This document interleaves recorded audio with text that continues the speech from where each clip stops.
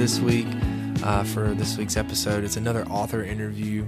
And this show is, as you guys know, those of you who are listening, has been a way that I thought that I could have a way for my kids to read with me when I'm long gone and they inherit my books. And hopefully they're going through those and they're reading those and they're coming across and seeing things about Dad. But also for you guys out there, I think that I've really kind of put who I am out on these podcasts. We know that I love St. Augustine. We know that I love James Bond. I love my family and kids, obviously. We talk about our faith a lot on this show. We talk about parenting. There's a lot that we talk about ourselves on this show. You know, I think it's more than just a book podcast. Honestly, I think that we try to relate everything to real life and bring in our own experiences. But you know what? That is literature to a T right there. That's why literature is important, is because you can bring that into real life as you contemplate and think about who you are, where you're at as a person, things you can change, things that you're doing right, things that you could do better. You know, it helps you develop your interests and your thinking and so on and so forth. I could just continue going on. I could do an entire episode about the importance of literature. One thing, though, that I've not really talked a ton about is probably one of my favorite things in the entire world, and that's college football. I love college football so much. I live here in the South. Many of you listening in live in the South, and you know that on Saturdays the world stops. My favorite place to be is on my deck with my TV on. The leaves are falling. There's a light breeze blowing. It's not too hot, but it's not cold. And I got on 3 or 4 different football games, and I'm waiting for the mighty Tennessee Vols to play and hopefully pick up a win. You know, I think living in the South, so much of our lives are formed by college football. I think that it is just so ingrained in this society. It's something that we all have differences in. It's the one thing that we can come together and agree on. We love Tennessee. We hate Alabama. We have to hate Vanderbilt. We choose to hate Florida. Things like that, you know. I just, in all honesty, I think all of us in the South are able to say at some point in our lives were defined for a moment or for many years by college football. It's something that I'm really looking forward to sharing with my kids. My daughter is getting old enough to be indoctrinated. My son is at that age as well. And it's just, I don't know, I can't wait to have the memories that I got to have with my family through college football, with my friends still with college football. Some of my best memories I'm thinking about really quick. The Florida game with Jawan Jennings burnt Tease Tabor. We were at that game and we were talking about leaving. I never left a Tennessee game at halftime. I never left one early at all. And one of my very best friends in life, Dalton Bain, he was like, "Do you want to go to Calhoun's? Our wives are with us. Do you want to take the girls to Calhoun's?" And it was like, okay, when we come back out, or if we score, we're staying. And Tennessee scored, and it was like, okay, if Florida scores, we're leaving. If they don't, we're staying. And we ended up staying, and Tennessee came back and won. And, you know, I got married. I've had 3 kids. Those are 4 very happy days, and I am not ashamed to say that the 5th happiest day of my life was when I was at Neyland Stadium watching Tennessee come back and beat Florida. But it just means that much to us here in the South, doesn't it? You know, so much of our lives, again, in the South are entwined with college football, and I'm thankful for that. So, to keep from yapping this whole podcast about how much I love football, college football specifically, we had the generous Mark Nagi. He spent some time with us and talked to us. He was awesome to talk to. I really enjoyed it. He had some great stories. And I really could have talked to him all night, and I appreciate him taking his time. But Mark wrote a book called Decade of Dysfunction. And if you're a Tennessee fan, you know what I'm talking about. There was the decade after Fulmer was fired where we went through Lane Kiffin, Dooley, Butch Jones, And Mark really gets into the hiring process of Greg Schiano. He calls it Schiano Sunday, how the fan base melted down and revolted against the leadership at the university, and how that caused John Curry to withdraw the offer from Greg Schiano, which ultimately led to John Curry's firing. And Beverly Davenport, who was chancellor at the time, it led to her firing as well. And so many rumors. John Curry was missing. They didn't know where he was at for a little while he was trying to secure another head coach. Again, he was called back to Knoxville and fired because he had kind of gone rogue. That was the term that we kept hearing at the time, that Curry's gone rogue. And he just talks about that and how Phillip Fulmer was brought back in and he hired Jeremy Pruitt and the process to that. He's got a lot of insight. He spent over a decade at Channel 6 in Knoxville and has been around the Tennessee football program still. If you go online, you can see some of his freelance work on some articles. And he's just a guy that had a ton of knowledge, a ton of connections. And if you're a Tennessee college football fan, you're going to love this. If you're a college football fan, period, you're going to love this. If you're someone who is just interested in how someone obtains research and information and how they write and their process to that, you're going to love this as well too. I hope that if you're not a football fan or a college football fan, that you will give this episode a chance, because Mark has some really good thoughts. Again, he's going to talk about journalism. He's going to talk about writing, how he got his writing done. Those are some of my favorite questions to ask these authors. How did you do this? It's such an undertaking. And a lot of them work another job, especially the ones that we've talked to. So how do you do this? How are you able to complete a work and get it published? It's really impressive. So, without keep you waiting, talking about his book, Decade of Dysfunction, this is Mark Nagi.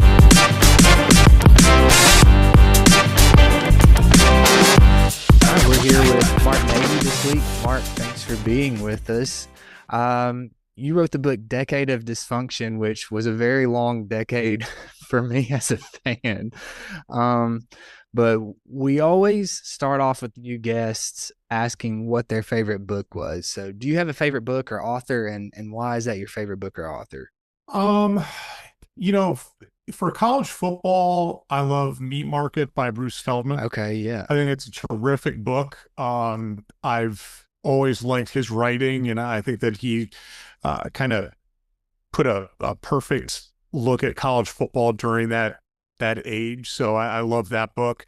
And then overall, I'm a huge Jeff Pearlman fan. Okay. So whether it's the book about the 1990s Cowboys, the 1986 Mets, he did a great book about the USFL. So anything Jeff Pearlman writes, I'm one of the first people to try to read it. That's awesome. I've seen Meat Grinder at McKay's, and I've seen it pop up on a few lists, and I don't know why. I love Bruce Feldman. I think he's awesome, but for some reason I haven't taken the chance. So I guess I'll have to do that next time. It's certainly worth it. I mean, college football has obviously changed a lot in the past few years, especially since he wrote that book, which I guess would be in the early to mid 2000s. But definitely worth your time. I love the book. Yeah, I actually was this may not mean anything to you, but I picked up 2 college football books from McKay's over the weekend. I picked up Boise State of Mind. I don't know if you've heard of that. Okay. But it's kind of about like the rise of Boise State, and then it's called Hogs, Horns, and Richard Nixon, I think is the name of it. But that's probably a great book. There's a real interesting Arkansas, Texas Nixon actually getting to call a player or two, I believe. Okay. So, yeah, that's a really that's a neat idea. Cool. Yeah. So I'm looking forward to getting into those, and I'll have to get the Feldman one. It's usually I don't know how often you go to McKay's, but it's usually there every time I go. So. It's funny. You go to McKay's and there's a couple books that'll be there all the time. And then there's books that you never would think to even look for that are there and end up being great. So McKay's is a good spot to go to pick up a book for a couple of bucks and kind of catch up on the books that maybe you thought at one point about reading and then for whatever reason you hadn't done. So yeah, McKay's is great. Yeah, cool. All right. Well, like we said, Decade of Dysfunction, rough year. I've got it here in my background I've set up. I guess for me, one thing to start off with, when you were reporting through all of this time period, what part were you like, okay, I've got to write a book about this? It was Schiano Sunday. Okay. Because that was when, and I said this in the book, that's when everything finally reached the breaking point, because it had been building and building and building. And I think the national narrative was that a bunch of hillbillies got upset and, didn't like Greg Schiano, and they squashed the hire. But it wasn't a one-time thing. This had been 10 years in the making. And I did an oral history on Schiano Sunday for the old Gridiron Now website. And after that, I just realized that there was so much more to the story to tell. And I didn't know if anybody was going to tell that story. I'd never written a book before, and obviously done a lot of writing for different websites. I was a sportscaster for 15 years, so it wasn't completely foreign to me, but I decided to give it a go and really loved the entire writing experience. I know this is a question I had for later, but since we're here, I'll ask you. You were talking about how people, like the national media, were kind of painting Vols fans as, like you said, hillbillies, or just very, I guess they were inappropriate with how all that was handled. But I didn't know kind of what your personal opinions were on that. Did you feel like that the fan base had a right to kind of, I guess, revolt on that decision? I think there were certainly some things that were over the top. You had the painting of The Rock that said Greg Schiano covered up child rape, which that's not the case. It's never been officially documented what he did or did not know. But the problem I always had with the entire situation was that if Tennessee hires Greg Schiano, then the line on the bottom line ticker for ESPN and all websites are that Tennessee, who is coming off a very ugly Title IX lawsuit, now more than 15 months before that, that they've hired somebody who has loose connection to the Sandusky scandal at Penn State. And considering the PR mess that Tennessee had been for so long, I couldn't believe that they were even thinking about hiring somebody like Greg Schiano. Yeah. And I think that Tennessee fans had a right to make their voices heard. You've never had a situation where a hire was, kind of stopped in its tracks before the hire was made. Typically what happens in those situations is the hire gets made, fans may or may not protest, and within a couple of months, everybody's on the same page and life goes on. But Tennessee fans had been through the end of the Fulmer era, and he was like your beloved grandpa. That some people wanted him out, some people wanted to stay. That really kind of split the fan base. Then you had Lane Kiffin come in for 14 months, and he used Tennessee as just a stepping stone. Think about this. Johnny Majors had been at Tennessee 16 years as coach. That's the place he wanted to be the most. Phil Fulmer had been the head coach of Tennessee for 16 years. That was the place that he wanted to be the most. Tennessee had two head coaches for over 30 years that Tennessee was their dream job. And Tennessee hired Lane Kiffin. Within 14 months, found out he had a different dream job. Then you go to 3 years of Dooley, which was a de facto death penalty.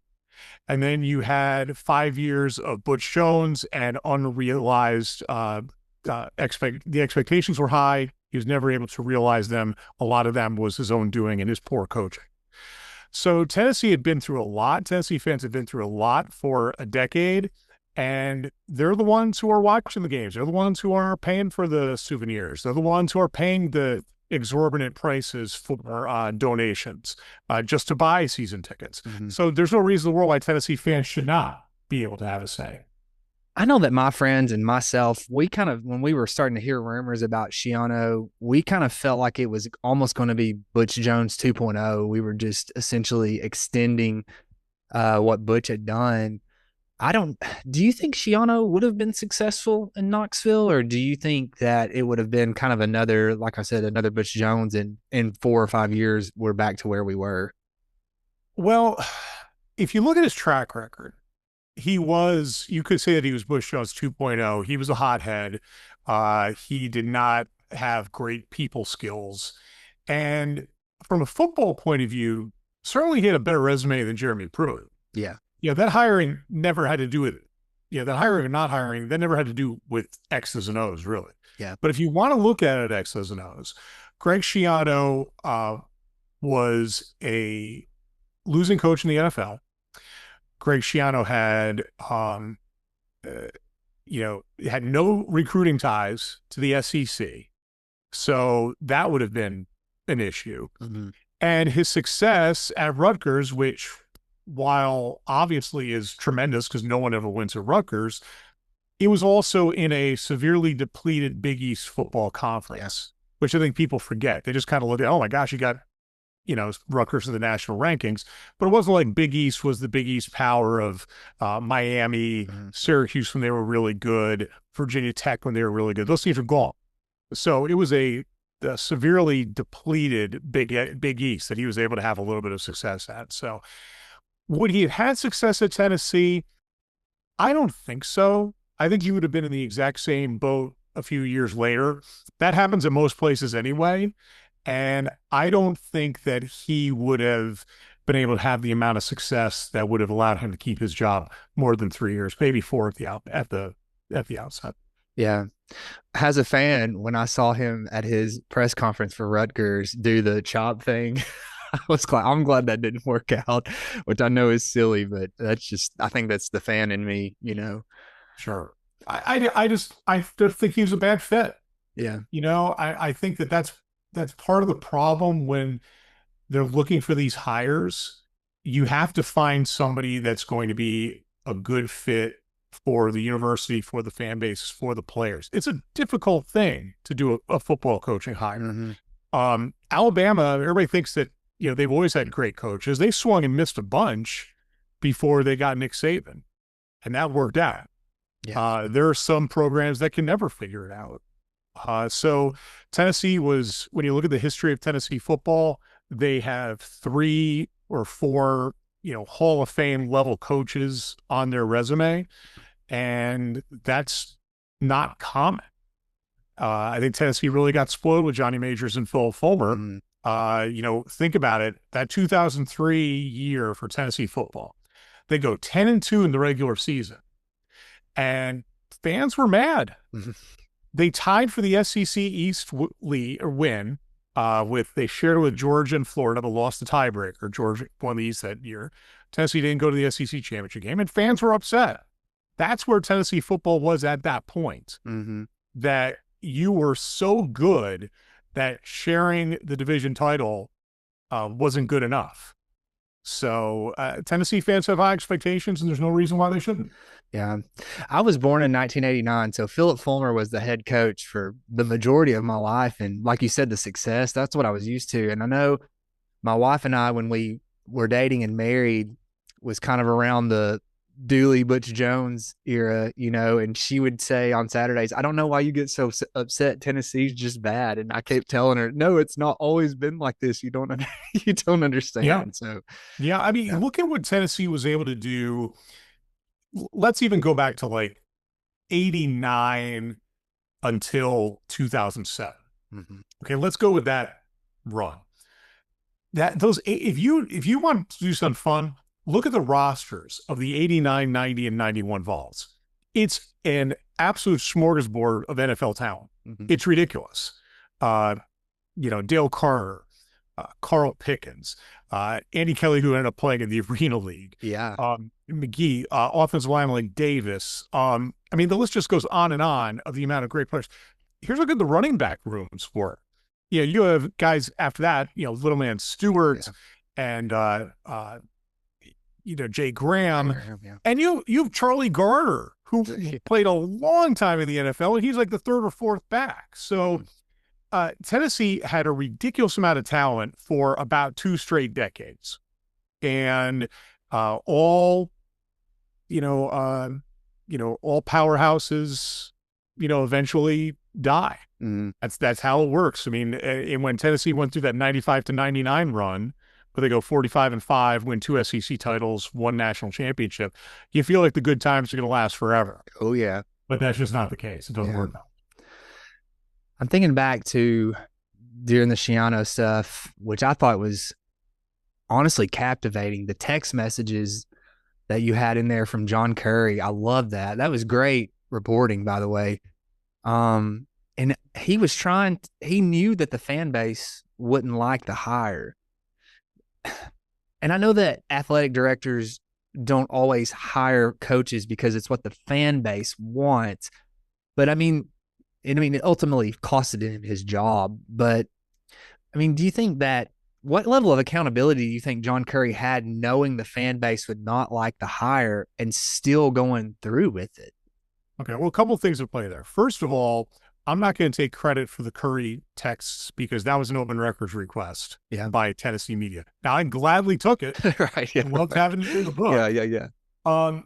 But people forget that John Curry had been there a year at that point. Mm-hmm. And if that. And he was pretty much batting 1,000 up until that point. He'd hired Tony Vitello as baseball coach, which years later proved to be just an absolute home run.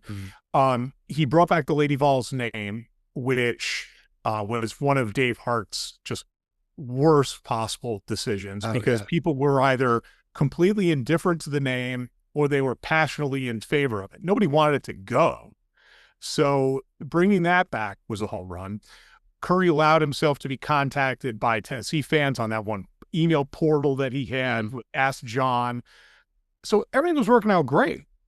And an athletic director never wants to have to hire a football coach because the moment an athletic director hires a football coach, their clock begins ticking the moment that that coach has been hired because they are, kismet together. So John Curry, originally they wanted Dan Mullen.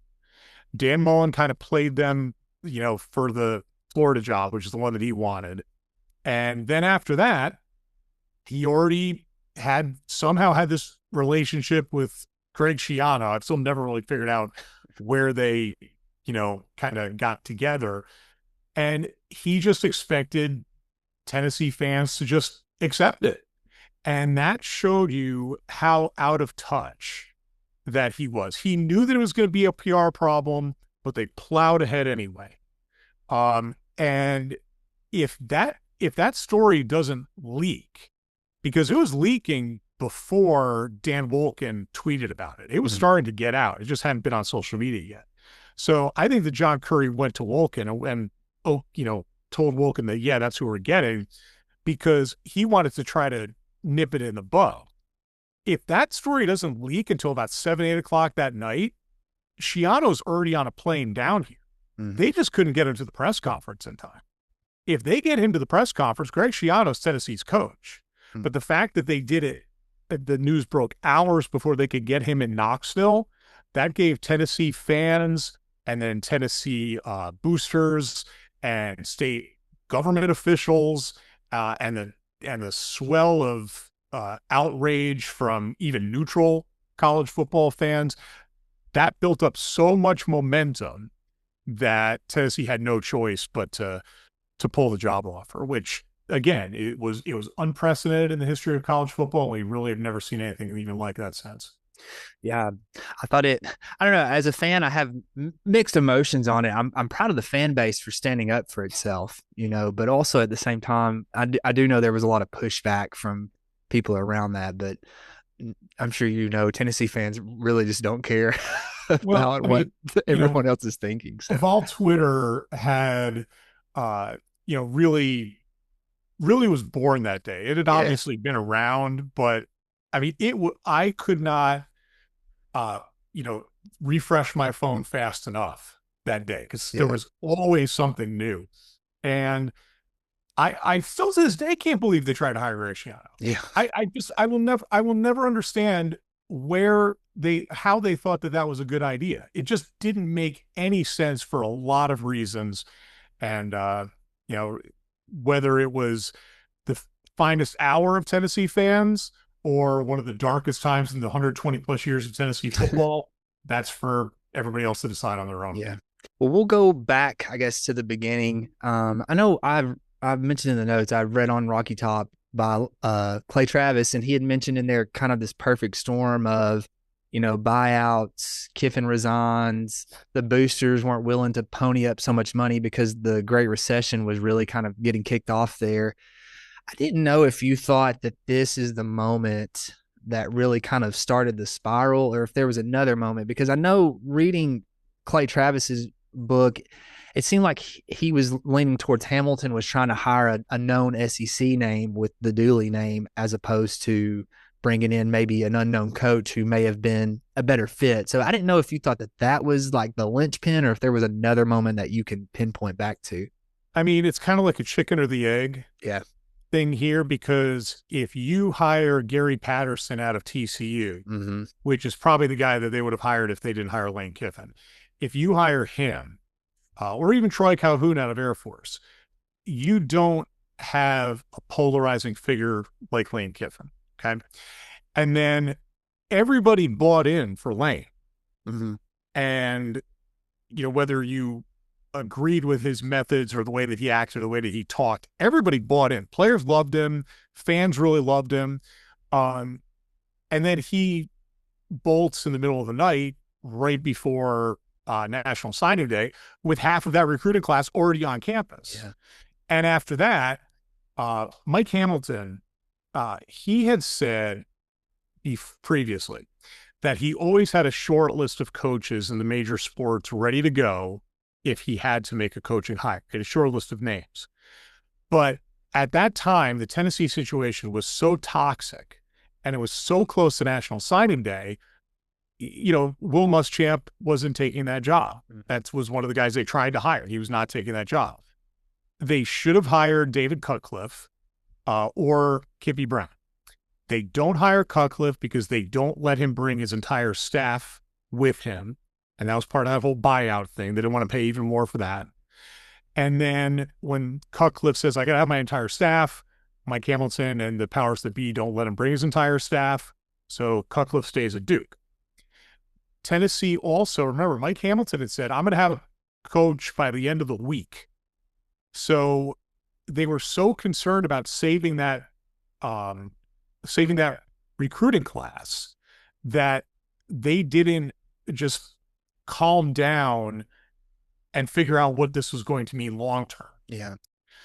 What they should have done, and I know hindsight's always 20/20, but what they should have done is given Kippy Brown the job for the 2010 season. You give him the job for that year. If he succeeds, great, and you keep him on as head coach. If he doesn't succeed, you've had a year to kind of get your bearings back, and you've not made a panic hire. Derek Dooley was a panic hire. Yeah.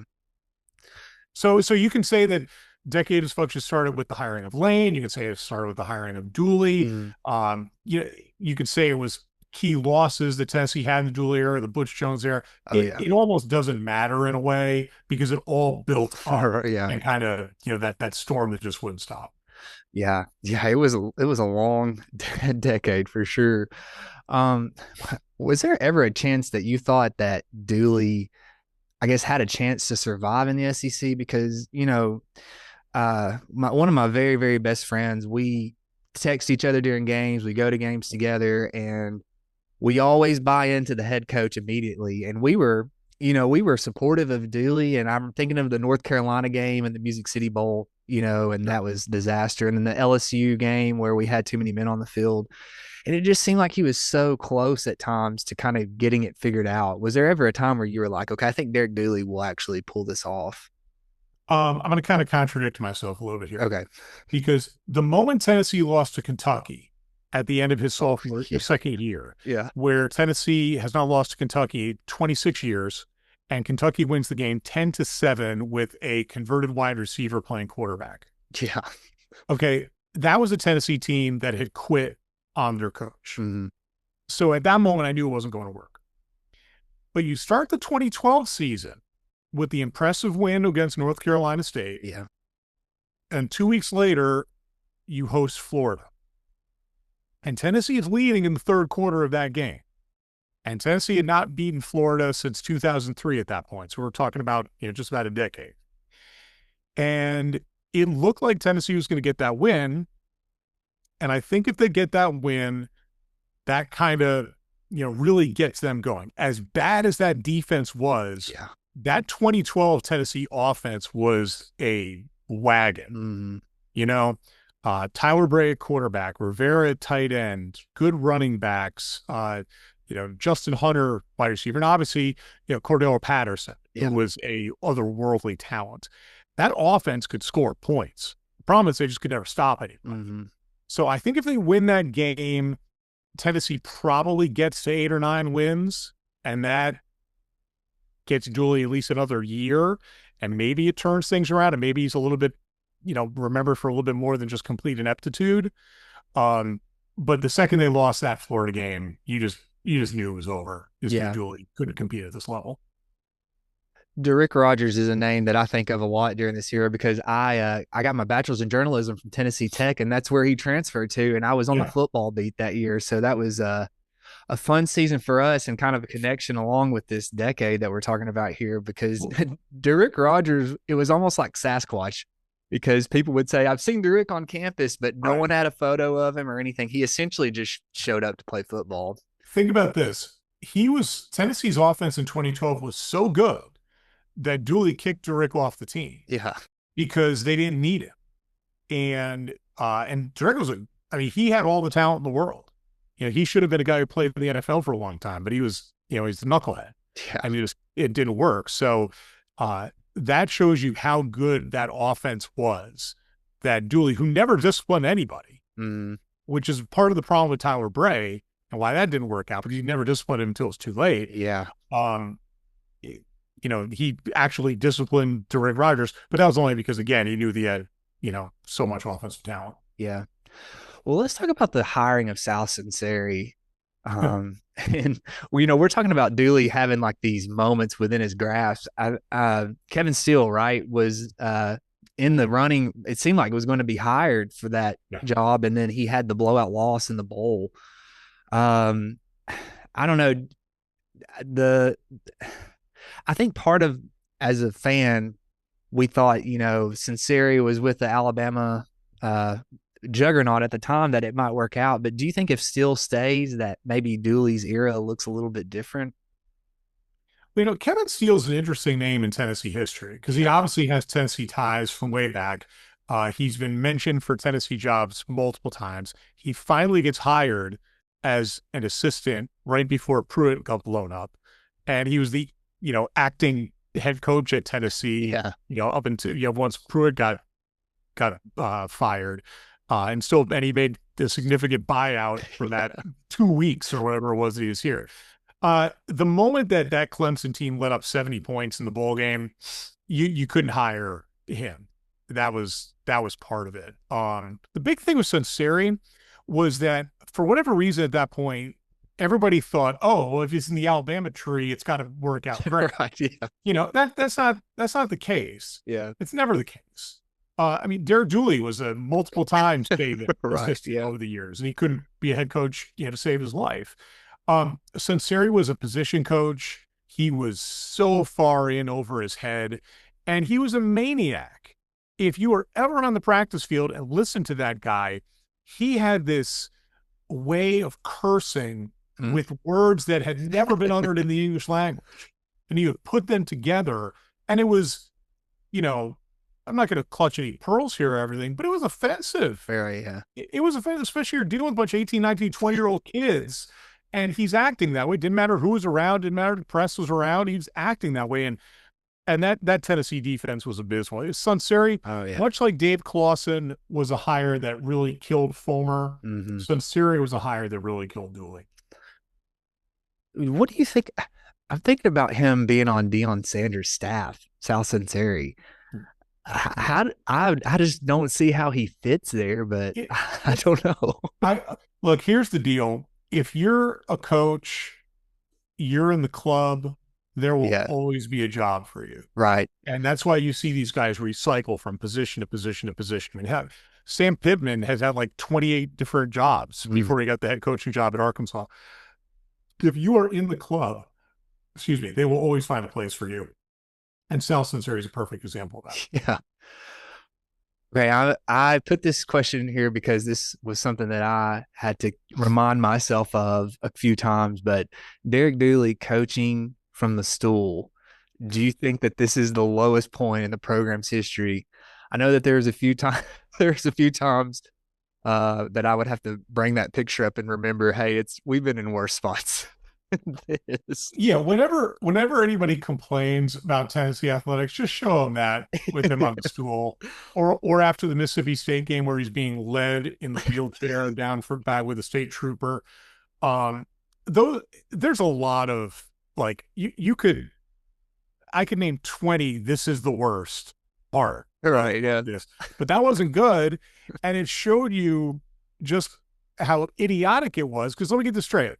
This guy's just had surgery, okay, for like a broken hip or whatever it was. And you're putting him on the sideline within a foot of large, fast football players that at any time could run onto the sideline. Right. Okay. How are you getting him off the stool to save his life? Right. It was an awful idea. It was so bad. I remember looking, and it just looks ridiculous. Yeah. He had so many moments where he's just a goofy looking guy. Oh, I know. I mean, perfect hair, looked the part, but he had so many different mannerisms and ways that he thought about going about things. He's just an odd guy. And that's a perfect example of it. It's like he needed to be seen, so he had to make sure that he was on the sideline. Yeah. Yeah. And it didn't matter if it was an extremely, potentially dangerous situation. He needed to, need to be out there. I mean, Dooley was, much like Butch Jones, was a massive egomaniac and loved himself a lot. And there's nothing wrong with that. To be your biggest advocate, but he was, he was the guy who was born on third base and thought he hit a triple. Right. Yeah. And his results showed. What do you think about his recent announcement of running for political office in Georgia? All I'll say is that we live in the weirdest times. I agree. I mean, I never talk politics because it's just not worth it. But the fact that I saw some great jokes that said the opposition research just needs to hone in on the fact that he didn't recruit one offensive lineman to the 2012 class. And you do that, and he should be out of the race. Right. Yeah. Bring that up in the debate. Yeah. I'm honestly, I give up in 2025. Anything's possible. So maybe this is just the next step. Somebody had texted me and said, what's next? Like Ed Orgeron for Secretary of State. Is that where we're going? Yeah. Oh, I you know what's sad is I would not be surprised if that happened. I almost expected at this point. And it's Georgia, and Georgia has weird politics. Herschel Walker, barely lost. He nearly became the United States Senator. If you listen to the man speak, why on earth would you give him any position of power? Right. Yeah. Almost happened. He lost by like 2%. Yeah. So anything's possible now. I mean, Tommy Tuberville is a senator from the state of Alabama. So nothing surprises me anymore. So Dooley runs for Senate in Georgia, which he's doing now. That shouldn't come as a shock to anybody. Yeah. It's devolved into a reality show at this point, I believe. So that's exactly what it is. Exactly. Yep. I'm thinking about some of the things we're talking about here, and I know I didn't have this in the notes, but you've talked about Dooley's ego and pride and Butch Jones, and we talked about John Curry and his I guess, I don't know if this is a right way to describe it, but his arrogance towards his hire with Schiano. I mean, do you think that like hubris is at the heart of this story, as to why this decade turned out the way that it did? Hubris is at the heart of college football. Yeah. Hubris is at the heart of college athletics. And so Tennessee is no different. The big thing was that, like, when Doug Dickey was athletic director, Joe Johnson is president, Fulmer is head coach, you can agree or disagree with what they've chosen to do and the decisions that they make, but you never doubted that that you felt that they had Tennessee's best interests at heart. And for that decade of dysfunction, you had a bunch of people in positions of power, be it athletic administrators, university presidents, head coaches in key revenue sports, and you didn't feel like they had Tennessee's best interests at heart. Yeah. I mean, it did not work out for Tennessee with Phillip Fulmer as athletic director, obviously, but he loves Tennessee. I mean, heck, his grandson is going to be playing for the Vols in a couple of years. Yeah. His son-in-law played for him, Robert Peace. He was a player here. He was an assistant coach here. He's a head coach here. He's an athletic director here. He's retiring here. Mm-hmm. So, again, whether you agree with the direction that these people have taken Tennessee, you at least knew that they wanted Tennessee to succeed. I saw way too many people on the Hill that were more concerned with their own well-being. Yeah. And using Tennessee as a stepping stone. Tennessee should never be a stepping stone. No, Tennessee should be a destination. They have the fan base, they have the facilities, they have the donor base, they have the town, they are close to the mountains, and there's all sorts of stuff for the kids to do. And that's why Tennessee is now thriving, both academically and athletically. I mean, it's no coincidence that academic enrollment and people applying to go to Tennessee is at an all-time high. So, I really think that that's the thing. Tennessee finally has people in positions of power in Boyd and Plowman and White and Heupel and Barnes and Vitello, that that they genuinely care for the university and want to see the university succeed even above their own personal goals. Yeah. So Butch Jones is hired after Derek Dooley, and I was really drawn to a specific part of the story you were telling about Butch's tenure there, because you were talking about a specific family's interaction with Butch, how he was like texting him saying, "You're not an SEC caliber player," things like that. And I know that some friends that I had at the time, their friends were on the team during that time, and they were kind of saying the same. They were hearing the same types of things. How would you describe Butch's time in Knoxville? Tumultuous. Yeah. I look at it as missed opportunities. I think he was a very good recruiter and had a very good staff of recruiters, but for whatever reason, they could never, get over the hump. I mean, the 2015 team to me was better than the 2016 team. And even though the 2016 team beat Georgia and Florida, both of those teams had more than enough talent to be able to get to Atlanta. Yeah. And, Tennessee has not played for an SEC championship game since 2007. It's a ridiculous drought that continues to this day.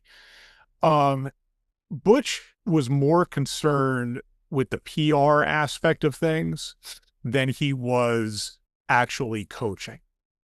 And Dooley was like that as well, but Butch was even like that to a greater extent. And I think Tennessee, it really, I always look at the 2015 Oklahoma game. Up until the 2022 Alabama game, that's the loudest I've ever heard music. Yeah, it was loud. It was 4 consecutive hours of noise. Yeah. And it was remarkable. It was a terrific experience. And I just look at that game and I feel bad for the players because the coaches let them down. Yeah. I mean, Butch Jones coached in that game scared. And it showed. Why are you kicking a field goal midway through the first quarter from the 1-yard line? Right. Yeah. Why? Yeah. I mean, the second that they did that, I remember thinking they're playing not to lose. And when you play not to lose, it's like you're fighting with one hand tied behind your back. Yeah. So I think the big thing that I always take from the Butch Jones experience was that he had the thickest or the thinnest skin of anybody that I've ever been around coaching. And that really hurt the team. And it hurt the way that Tennessee was not only perceived, but the way that, players kind of looked at their coach, and the players and the coach had to be on the same page. And they certainly were not during that era. Yeah. That Oklahoma game, like you said, it was so loud at that game. I was at the Arkansas game where in '98 with the stumble fumble, and that was loud. I can remember feeling the stadium shaking. I was a young kid at the time. And I've been through a few more of these memorable games that Oklahoma game was so loud, but after the game, it was like a funeral almost. Right. It was so quiet. And even the Oklahoma fans, I can remember going to the concession stand at halftime, and there was kind of like a back and forth going on, between the fans.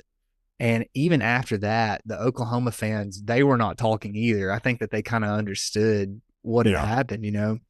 But also with that game, I feel like that's like a microcosm of Butch Jones's tenure. Like you're saying, missed opportunities. It was what, 17-3 at halftime, right? And Yeah. And they were, I mean, they were up they were up 2 touchdowns late in the third quarter. And Oklahoma got a score into the fourth quarter. They started to convert a bunch of third downs. Baker Mayfield, who's obviously a great quarterback yeah, and is to this day, he kind of willed that team. yeah, And you could just feel it in the stadium when Oklahoma scored the touchdown to bring themselves within a score. You just felt it that Tennessee was out of gas. And they were. yeah. What do you think caused Butch's tenure, the wheels to fall off so quickly? Because there were so many games like that. How many Florida games did we lose off of, I guess, poor defense or whatever, however you want to call it? Well, they should have won. They should have won the 2014 game at Neyland. They should have won the 2015 game in the Swamp, and they should have won the 2017 game in the Swamp. Yeah, you should have beaten Florida 4 straight years. For Butch, the second that they lost the Vandy game in 2016 and lost that spot in the Sugar Bowl, which has been a generational absence from that game. The second they lost that and all the players they were losing from that 2016 team, you just knew that it wasn't going to work for Butch. Yeah.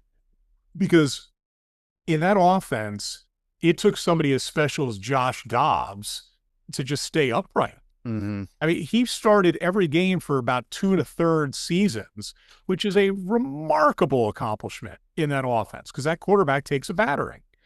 And the problem with that is if you don't have somebody behind him that can come in and not miss a beat, then you're up a creek. Yeah. So you go into the 2017 season with Dormady and Garantano, and they're not ready to go. And you don't have Derek Barnett anymore, and you don't have Alvin Kamara anymore. Jalen Hurd had already left the team. You don't have Cam Sutton anymore. So many good players, so many guys that played at the next level. You don't have anybody else on that roster. And as good a coach as you can be a combination of Lombardi and Saban. But if you don't have the Jimmies and Joes, you're not going to win. Right. Yeah. So Butch Jones not only was not Nick Saban, but he didn't have anybody waiting in the wings. That's what the good teams do, is that when you have players that graduate or transfer or go down, you've got players just as good ready to take their place. Yeah. And that's where Tennessee's finally getting back to now after Heupel's now going into his 5th year. That's the teams that can compete have to have that. And finally, Tennessee is at that point. But that 2017 team was nowhere near it. It's almost a miracle they went 4-8. Yeah. That was a long season too. I can remember going to the Georgia game that year and it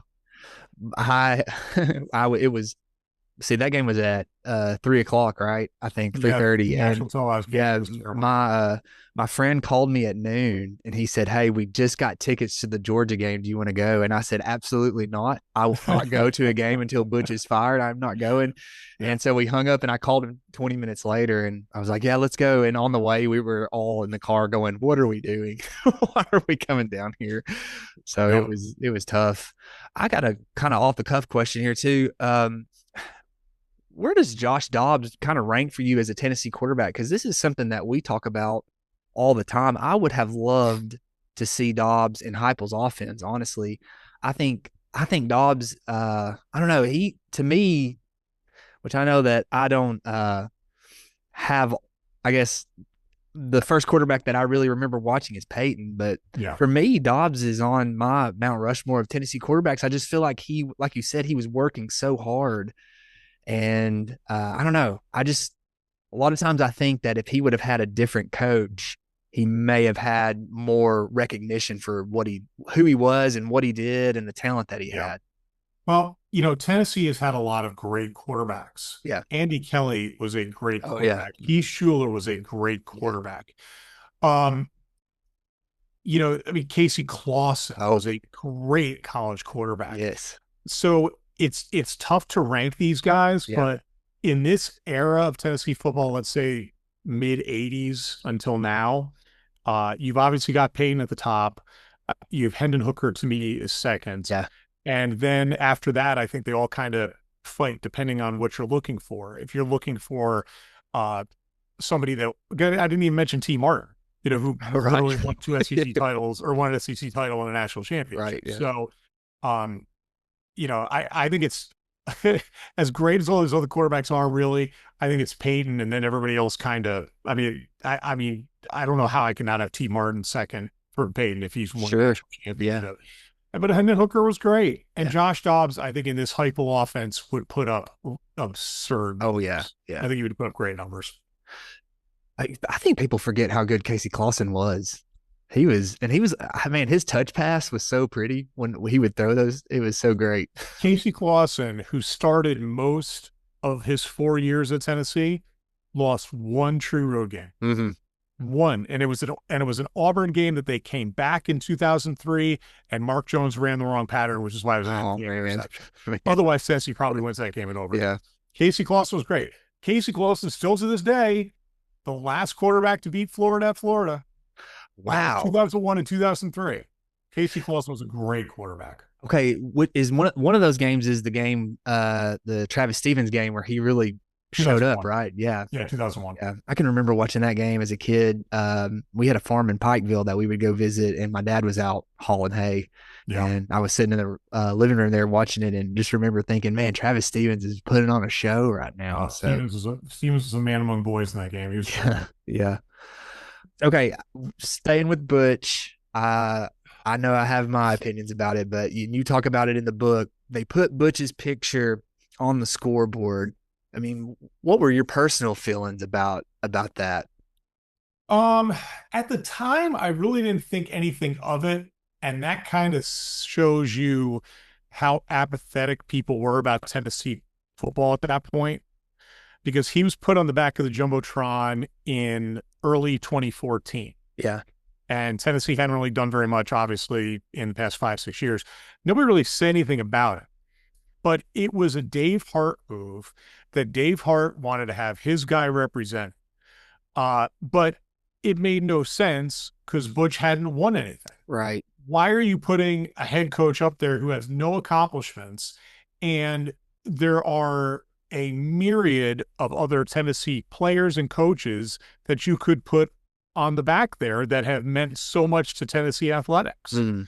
It was an asinine decision, and it was never more glaring than the fact that he was on the Jumbotron for an additional 113 days after his firing. Right, yeah. I mean, nothing summed up the dysfunction of Tennessee athletics like keeping Butch Jones's picture on there after he was fired. Mm-hmm. And the excuse is we need a special crane and it's got to come down from Canada and all these things. I mean, it's like, how stupid do you think we all are? Yeah. And when they finally did take it down, it was like this one sign and crane company in Knoxville that they came down and took it down like window washers, just put something up there to do it. So it's the type of thing that could have been done. It could have been done that morning.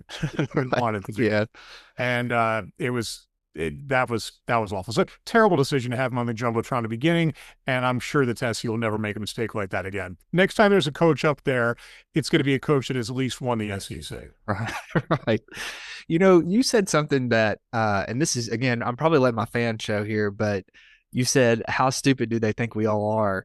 And I can remember us talking about Butch's press conferences and feeling like I don't know. I mean, I know that Tennessee's fan base is passionate, but I still feel like that we understand college football, and understand the sport. And I just felt like that Butch would talk to the fan base through the press almost like we didn't know better, know? And I think that's where, for me, I really started to turn on Butch, because I know after the Florida game where we came back, we were at that game and we were walking down the river and we were saying, hey, because that Tennessee Tech was coming to the Neyland that year. We were like, hey, if Tech beats Butch this year, we don't care. We love Butch after that. But I feel like that just the way that he kind of thought that we couldn't see what was going on.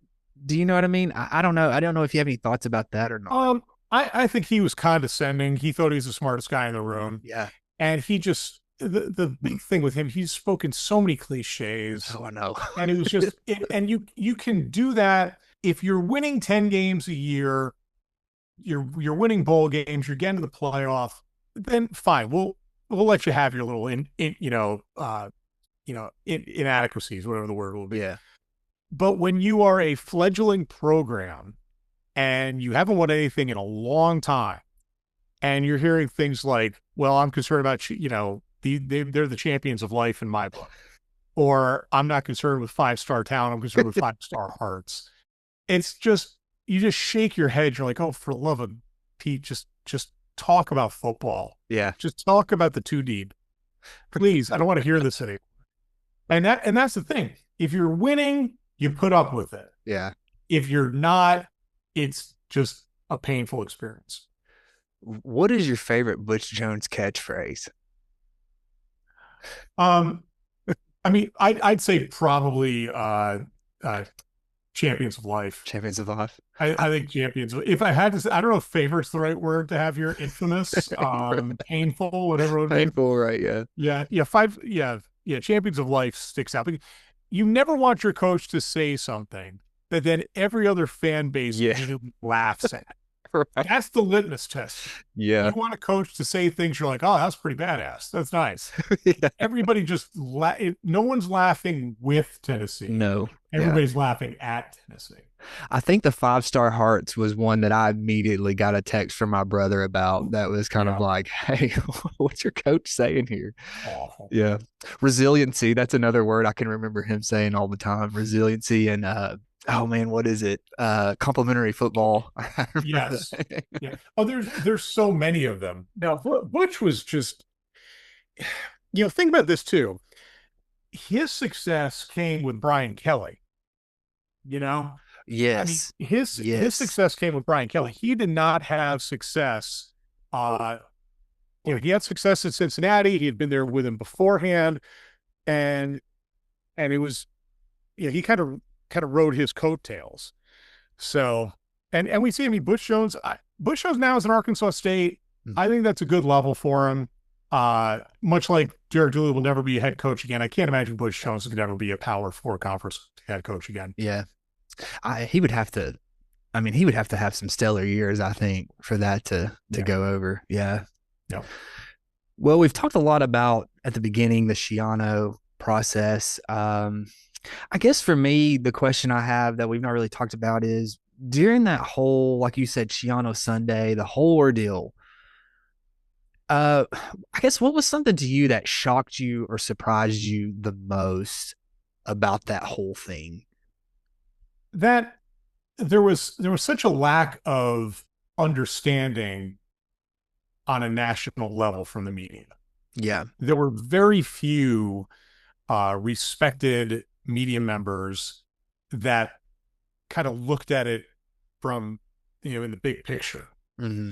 I figured that there would have been somebody in there that would have realized, look, Tennessee fans have been through a decade of dysfunction. Mm-hmm. This is a university that is not winning at anything.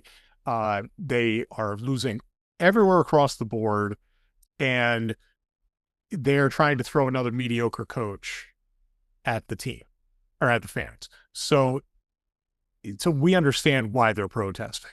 But no, that backlash, because if you think about the 2 weeks leading up to Schiano Sunday, and then it took them another 2 weeks after that for them to hire Jeremy Pruitt, that was the most memorable month in the history of Tennessee athletics.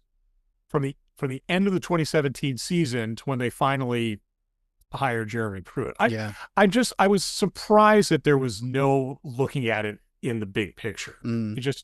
Everybody just immediately piled on against Tennessee, and it was Tennessee against the world.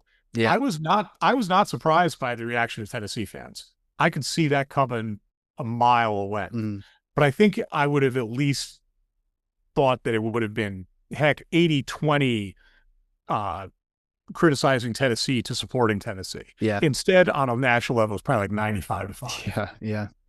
I can remember watching Game Day, Pruitt's first year, and we were kind of struggling. And Desmond Howard even said, "Hey, Tennessee fans, this is what you wanted. You had the chance to get a good coach, and so you need to live with it." Well, part of it was that Schiano had a lot of, I think he was a Sexton guy, and he had a lot of connections with college football media members. So they had his back because Schiano, I talked to Mike Freeman at USA Today for the book, and he had said the big thing was that Schiano was a great leaker of information. Mm-hmm. So he would tell different reporters and give them scoops. And because of that, they then had him back when he was quote unquote wronged. So, that was a big part of that too. But the thing I always said this about Schiano, because this whole thing, it's like, I can't believe what Tennessee fans have done here. Who's Tennessee think they are to want something better? Okay. If you had a chance to trade the coach that you have right now for Greg Schiano, would you? Right. If you're Alabama, would you? No. If you're LSU, would you? No. If you're Georgia, would you? No. And the list goes on and on and on. Yeah. So why should Tennessee, one of the historic programs in the history of college football, you can't write the story of college football without Tennessee. Why should they not be wanting better than Greg Schiano? Right. So that's what I looked at. This was in your book, correct? You were talking about how agents kind of offer coaches. Did you write about? Yeah. Okay. Lane, I talked to Lane for the book, and he kind of talked about that. Lane said that he goes, here's what happens. Agents go to these coaches or go to these universities who are looking for a coach. Okay, I got this guy, this guy, this guy, this guy. You interested in any of them? And that's kind of how that works. I mean, there's a small number of power agents that have basically a monopoly on these things. And Jimmy Sexton rules college football. Yeah. So they try to push certain coaches through. They can get a coach in a position here. Their money goes up. So it's not a surprise to me at all if they were trying to get Schiano back in a Power 5 conference team. I thought that was really interesting. I honestly, maybe I was naive, but I had no idea that that's kind of how they operated that way. Just kind of, hey, I've got this guy if you're interested in him and things like that. That was really, and Jimmy Sexton is a Knoxville guy, right? Yep. Yeah. Jimmy Sexton has a ton of Tennessee ties. And it was funny though for the book is that, Curry said, well, I'll never hire Lane Kiffin. Now, I mean, I don't blame it. I do not understand, even to this day, and I have a fault that I hold grudges. That's a major fault that I have. I do not understand how there's still Tennessee fans to this day that want Lane Kiffin. Yeah. Would have been happy with him coming back. That to me is absolutely insane. That is a girl leaving you at the ball, and then a couple of years later, you're saying, "No, baby, all's forgiven." Right. Yeah. I mean, what are you doing here? Yeah. I mean, he used Tennessee, and I talked about this in the book, and it's a well-known thing. But the fact that he and Ed Orgeron are calling recruits like Tyler Bray and Jacquez Smith, kids who've already early enrolled, and said, don't go to class tomorrow, presumably so you can go follow us to Southern Cal. Yeah. And I use the line in the book, they not only burned the house down, they were pissing on the ashes. Right. And that's what they were trying to do. Yeah. So I've never understood the mentality of a small, not as small as you'd think, group of Tennessee fans that would love to see Lane Kiffin back. The other part is this. Where's the narrative here that he had a lot of success here? He went 7-6. A mediocre Georgia team and a mediocre South Carolina team are his best wins. Yeah. And the one recruiting class that he had with Bryce Brown and, Jansen Jackson, guys like that, and New Keith Richardson, it was a paper tiger. Yeah. They had no success at any level. So the idea that if Lane Kiffin had still been Tennessee's coach in 2 or 3 years, that Tennessee would have been competing for conference and national championships, I don't see that. If anything, Tennessee would have been on major probation for the NCAA. Yeah. Lane left, and Tennessee ended up on probation because of what he did. If Lane stays, that's going to be tenfold. Yeah. So that's a little bit of a tangent, but I'll never understand why there are certain Tennessee fans that still want him back. Well, I have friends, and I'm sure they're going to be listening to this, and so you know who you are. But I have a lot of friends who they were wanting Lane Kiffin back, and I was kind of like that too. I can. This was pre-Saban retiring, and I can remember saying, "Hey guys, I mean, what's he gonna do when that Alabama job comes open? If he leaves us once, he'll leave us again." So well, and that's the thing. Now here's the thing: if you're a university, you want to have a coach so good that people want him. Yeah. Right. It's like when Tennessee, gave Pruitt an extension. Who's knocking down your door for Jeremy Pruitt after his second year? Yeah. When they gave Derek Dooley an extension, who's knocking down your door to get Derek Dooley? Yeah. What do Butch Jones got the same thing. Who are you afraid of that is going to come in and take Butch Jones from you? Okay. I know part of that's the price of doing business, but at least Lane's a coach that people wanted. Yeah. And everybody is, welcome to have their own opinions. Mine is just always been that Lane Kiffin, to be fair, is a bit of a snake, and that he would burn down your house in a second if he felt sure. it could better himself and his family. Yeah. Okay. You brought up two things that triggered my Vol memories because I was living in East Tennessee at the time. I was going to the mighty Roan State Community College there and in Kingston. And so we were real close to campus. I was at the South Carolina game you mentioned with the black jerseys. Sure. And I can remember all week they were like, oh, no, we're not getting black jerseys and them coming out. That was really cool. But also Jansen Jackson, I can remember him trying to hold up the pilot on the strip with the pop gun. 3 Tennessee players trying to rob a pilot with a pop gun. The pilot literally on campus. And the pilot at that time owned by the Haslam family, the biggest donors in every building there is named Haslam. I mean, yeah. Well, they left the orange cap on it too. They did. These were not there weren't a lot of high SAT scores with these players at the time. And God, what a mess. What an absolute mess that was. Well, after Schiano, the whole thing gets going, there's the emergency plan for Mike Leach, which I am a huge Mike Leach fan, and I wish that would have happened. Well, what do you think Tennessee would have looked like in your opinion? Because, Mike Leach has won everywhere he's been. Yeah. I think Mississippi State, if he had not unfortunately passed away, would probably been, in a good spot today. I want to think that he would have had a lot of success at Tennessee. What do you think?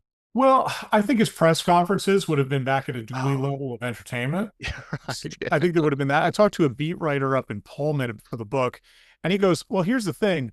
You just know going in that he's not going to talk about the depth chart. He may get in there and all of a sudden start talking about Hunter S. Thompson or about aliens or whatever it is. And you just roll with it. Yeah. And I think that works in a place like Washington State. I don't know how that would have worked at Tennessee. I think people would have got a kick out of it early, and then the results better be there. Right. Like you said, they won everywhere. I mean, the guy was a football genius, historic coach in the history of college football and what his systems and how mummies did over the years. Yeah. The thing that kills me about him was that he apparently tells Curry, yeah, sure, I'll take the job. Don't know about a contract, like years, money, whatever. Sure, I'll go, whatever. Kills me. It's hilarious. And that's perfect Mike Leach. I know, you're right. Yeah. But it was, the funny thing about that day, that came literally out of nowhere. Yeah. It was like, and he was Curry's Hail Mary. Mm-hmm. And Curry couldn't get, he was, the Wi-Fi wasn't working on his plane. He's missing in action for 6 hours. Their Tennessee officials are worried about his physical safety at this point. He's not telling anybody that's going on, and he's got to come back to Knoxville and immediately get fired. Yeah. So, I think Leach would have been a trip, but I don't know if that would have worked out. I really don't.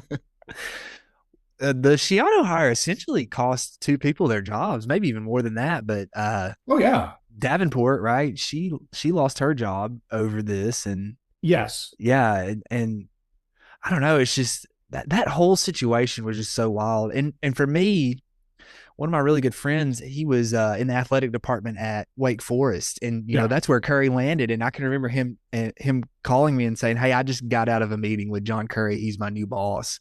And that was so surreal too to hear him say that. Right. But yeah, that was just so. And he told me too. He was like, "John Curry's about how you think he would be." That's what he told me. But You I don't see, know. I liked John Curry. I got to know him a little bit when he was here and I was working in TV. Yeah, And I think that that things just got away from him. right. Yeah, I think it was just extremely naive to have somebody who had been at Tennessee before, knew the fan base, knew the struggles, and still thought that somehow Greg Schiano, people would accept that. yeah, And it was so naive. And that one thing took away, like we talked about before, all the other good things yeah, that he did for the University of Tennessee. yeah. That's a bit of a shame because that's his legacy. Yeah, that's true. Yeah, I mean, if you ask anybody, that's what they think of is Yeah. that whole coaching hire. I mean, he made big money. You got a good buyout, 7 figures. And if you're in the position like that, you take the arrows at the same time that you can also take the blame. Yeah. It's kind of like the quarterback. You're going to get too much praise if things go well, and you're going to get too many negatives if things go wrong. Because obviously, Curry had some folks in positions of power that thought that Greg Schiano was going to be okay. Yeah. Isn't like he just said, "I'm doing this and I don't care what the people who donate 8 figures a year say." Right. He didn't completely go rogue. Yeah. So yeah, it was just a weird time. It was a weird time. Yeah, it was. Yeah. Well, at the end of the book, you talked about how, which you had written this at the beginning of Pruitt era. You had said that you felt like that Tennessee was back on a stable path. We've got Fulmer back, we've got Jeremy Pruitt, and I can remember them saying he's a ball coach, and he was a Southern guy. That's one thing that, my wife has been slowly coming into the fold on Tennessee football. And I can remember listening to a post-game conference and she said, "Hey, I like this guy because he sounds like us." And so you had a guy that was from the South and we know the high school coach and the teacher and all that stuff. So it did feel good. I know that I thought that we were on the right path. And then he makes that declaration at the bowl game of this is going to be the decade of the Vols, and say this, he might be right. That's true. Yeah. He's just right. He's had a pretty good past 3-4 years. So yeah, he may be right. Pruitt, I mean, it's just, you never know until they're actually on campus coaching. right. Fulmer was in a really impossible situation, to make a hire. Mm-hmm. And the 3 guys that he was looking at, Mel Tucker ended up being a nightmare at Michigan State. Oh, yeah. It's proven he can't be a head coach. Jeremy Pruitt obviously was a nightmare here. So the 3 people that he was kind of stuck with, or that at least said that I'm going to give these guys a chance, none of them worked out. Yeah. So he was in a really tough situation. But Pruitt, I hope that Pruitt will forever end the look. Saban liked him. Right. Why is that giving us a reason to hire a guy? Yeah. I mean, Saban, here's the funny thing about Saban. The 3 years that Alabama beat Tennessee under Dooley, Saban won each game by exactly 31 points. Oh my gosh. And that tells you they called the dogs off because he liked Derek. Yeah. And he's like, I want to keep that guy there because we'll beat them every single time. Yeah. And Pruitt, wasn't, hindsight again, but he wasn't ready for that job. Right. And it didn't work out. Yeah. But it is funny because think about it this way. You go from Fulmer, who's like your grandpa, to Lane Kiffin, who's like the punk kid. So he's Derek Dooley, so Fulmer's opposite is Lane. Lane's opposite is Derek. Okay. And then you have Butch, who's just a cliche machine. And you go opposite him to a football coach in Pruitt. I mean, that's kind of the way that it is. You're going to the complete opposite and hope that it works out. Tennessee kissed a lot of frogs before they got Josh Heupel. Yes, they did. Yeah. I hope that people appreciate the job that he's done, because they're not going to win 9-10 games every year. Right. They're not. There's a very select group of schools that can do that now. Ohio State, Texas, heck, Alabama won only 9 last year. So so there's no guarantee you're going to do that. I just hope that if Tennessee takes a step back this year, and I think they're going to, I do. I think the schedule does not help them. Yeah. You've not won at Florida in 20 years. Right. You haven't won at Alabama since 2005. You've got to play Georgia, who's still really good. I think 9-3 is your absolute peak for Tennessee football this year. So I thought that even before Nico was booted.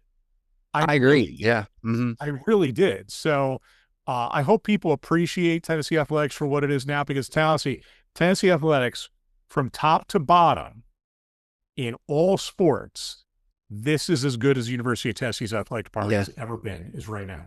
Yeah, they're rocking it right now for sure. Yeah. I've got 2 questions I want to ask you, and I'm trying to think of the way I want to ask you, because I'm afraid I will get on a tangent, but this is for me personally. I was never big on Nico myself. I don't know, just something about him. I didn't think he had it. And sometimes it does drive me a little crazy when I see some of these analysts saying that our season is completely tanked, because I'm like you. I think that there's a chance that we could win some. I don't think that we're going to go back to the playoff. I didn't think that we were going to again this year with him either. I didn't know what your thoughts were on Nico and that whole situation. I think Nico, the signs were there that this kid's going to be a really good quarterback. Mm. The signs are there, but we didn't see what we expected to see. Right. Yeah. I mean, Tennessee went 10-2 because of the defense. Yes. That's why Tennessee went 10-2. I mean, think about, Tennessee never should have won the Florida game, but the defense carried them until Tennessee's offense finally figured out something. Yeah. Tennessee never should have won the Alabama game, but the defense carried them until Tennessee's offense again figured out something. The Arkansas game, Tennessee never should have lost. Yeah. Yeah. On a tangent, Purdue and Arkansas are 2 teams I never want Tennessee to play in any sport anymore.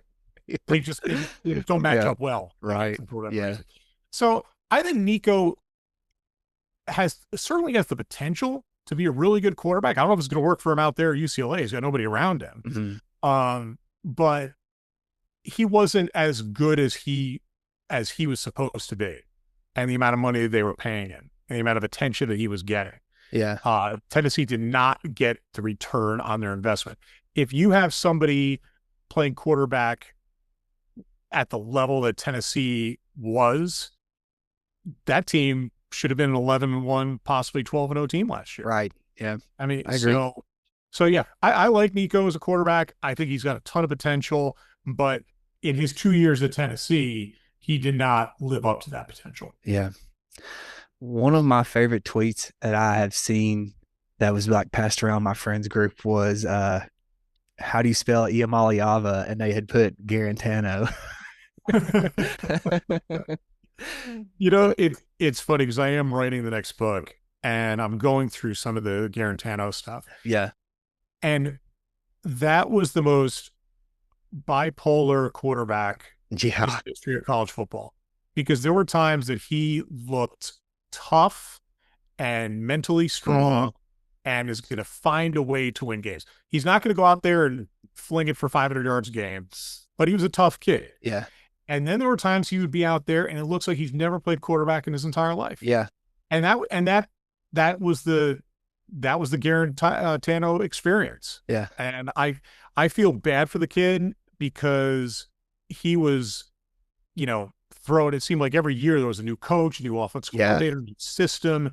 And sometimes you need to be lucky and have everybody in place. Peyton Manning was lucky. Yeah. He had the same head coach and same offensive coordinator for all of his 4 years.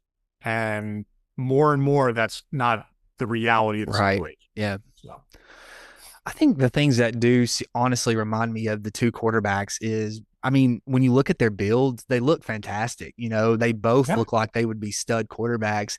And I think for us, we were pulling for Garantano, but it got to a point where I can remember my friend and we were texting back and forth, and we were both like, I'm just kind of tired of looking at him on the field. Like it feels like he had Yeah. been there for 5 years, you know, and that's Yeah. not his fault, but I don't know. That's just some similarities that I saw between Nico and JG. Yeah. It's like I said, they kind of look the same, and I don't know if they play because you were talking about.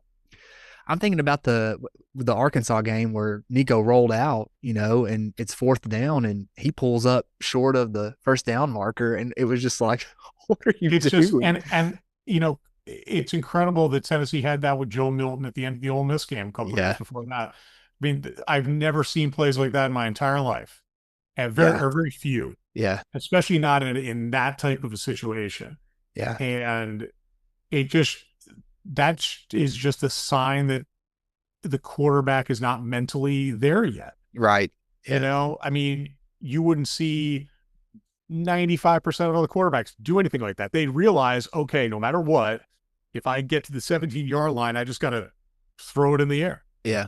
And like there was some of this talk, well, it's like, did the coaches tell him about this? Did he had to do this? Coaches shouldn't have to tell him that.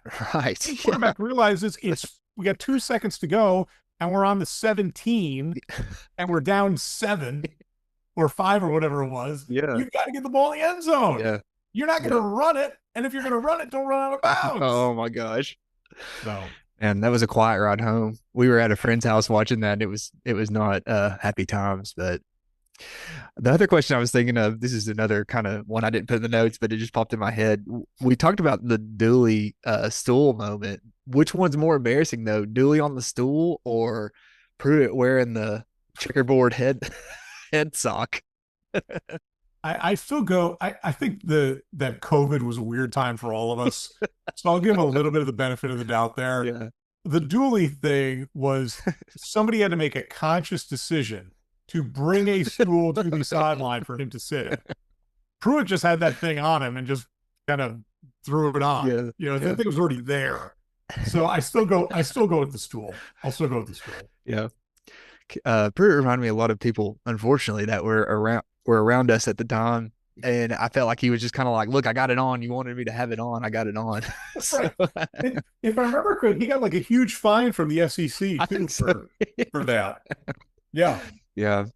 Well, Kiffin, Dooley, Jones, and Pruitt. Of the four, which one do you think, I guess, either was most damaging or most dysfunctional, or maybe, I don't know, I don't want to say it this way, but maybe most useless? Which one do you think was, I guess, the sorest spot for the program at the time, or looking back in history? I think if you could probably ask me that in 4 different days, Yeah. and I could give you a different answer each day. I really think though that the hiring of Lane Kiffin is what pushed Tennessee down this road. Mm-hmm. Because they didn't hire Troy Calhoun and they didn't hire Gary Patterson, in part because they felt like they were too much like Fuller. Yeah. And they really weren't, but it was just, their age, their experience, their look. People kind of like, oh, it's just another Fulmer, and we don't want that. Yeah. Which to me is insane because Fulmer had so much success, 150 plus games. You don't want that? Yeah. That's the problem. And then Lane it was just a bunch of little things with Lane. Him taking Tennessee players' pictures off the walls and on the monitors at the football complex and throwing Matt Leinart, Reggie Bush, and Southern Cal guys. Yeah. It's because Lane had no real concept of Tennessee's place in the college football world. Right. He was a Southern Cal guy. Mm. He thought that the world revolved around Southern Cal football. And obviously when he was assistant coach on that staff under Pete Carroll, they had legendary teams. Mm. So that's what he thought of as college football. He thought it was Southern Cal. That's the end all and be all. Whereas Tennessee football is one of the top 10 programs in the history of the sport. Mm. And to disrespect Tennessee that way, I think really put Tennessee on that path. Yeah. So it's as much as the firing of Fulmer hurt and was controversial, it's not the firing that counts, it's the hiring. Mm-hmm. And Mike Hamilton, rest in peace. After he hired Bruce Pearl, and that was such a home run. Yeah. He had the complete backing of all the power people to fire Fulmer and then make that next hire. If he doesn't have success with Bruce Pearl, Fulmer might have been there in 2009. And you know what? That 2009 recruiting class was a bunch of studs. Mm-hmm. I mean, you had two really good college quarterbacks in Taj Boyd and Bryce Petty. Yeah. Taj succeeded at Clemson, Petty at Baylor. Yep. So you would have not had the mess of the quarterbacks that you then had after. Yeah. So, and Crompton was kind of a washout, I mean, yeah, I'll give Lane credit. He did a great job with Crompton in that last year. He got Crompton to be good enough to be drafted into the NFL. Mm-hmm. So give Lane all the credit in the world for that. But overall, it's the Lane Kiffin hire that it took Tennessee all these years to bounce back from, just because after you made that hire, then it was Dooley, and then the ball just kept rolling down, right, pushing back. Yeah.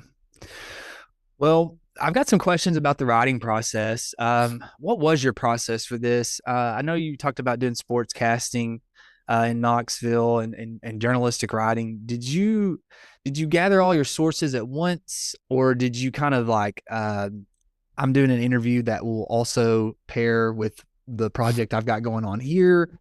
And did you kind of file those away, or did you write it by chapter, like chapter by chapter, and say, okay, in this chapter, I'm going to need to talk to this person, and find out that? How did you go about that?